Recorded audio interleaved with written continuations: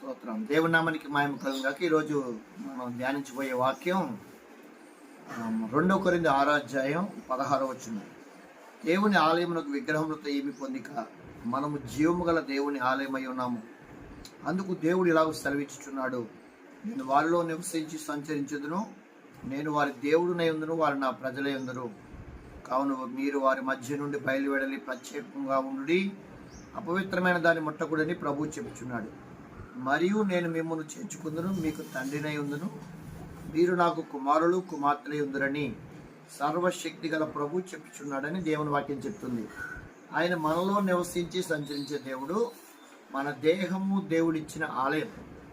ఈ ఆలయంలో దేవుడు మాత్రమే నివసించాలి. ఆయన మనలో నివసించే దేవుడు.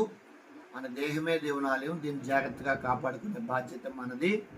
అందుకనే కొరింథీ పత్రికలో అంటాడు కదా, మీ దేహము దేవుని వల్ల మీకు అనుగ్రహింపబడి మీరు ఉన్న పరిశుద్ధాత్మకు ఆలయం. ఎవరైనా దాన్ని పాడు చేస్తే దేవుడే వాడిని పాడు చేస్తాడని ఉంది. కాబట్టి మనం దేవుని ఆలయాన్ని పాడు చేసే వారిగా ఉండకూడదు.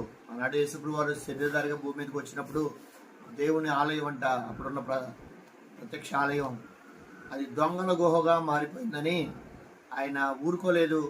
నా తండ్రి ఇంటిని కూర్చున్న ఆసక్తి నన్ను భక్షిస్తుందని అక్కడ వారి మీద ఆయన రౌద్రం గల వారిగా ఉండి అక్కడ ఉన్న వారందరినీ కూడా చల్లాచెదురు చేసినట్లుగా ఉంది. కాబట్టి ఈ దేహము మనకి దేవుడు ఇచ్చింది.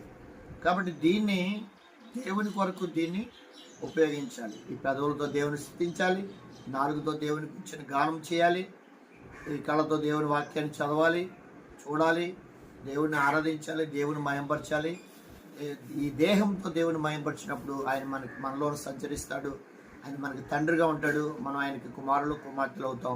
కుమారులు కుమార్తెలు అయితే దేవుని రాజ్యానికి మనమే వారసులు. అందుకనే నా తండ్రి తనకి నివాసములు కలవని చెప్పాడు. నేను ఉండు స్థానంలో మీరు ఉండలాగా నేను మరలా వచ్చి మిమ్మల్ని తీసుకువెళ్తాడు. మనం యోగాలు ఆయనతో కలిసి జీవిస్తాం. అటువంటి ధన్యత కృప దేవుడు మీకును మీ కుటుంబాలకు మనందరికీ అనుగ్రహించును గాక.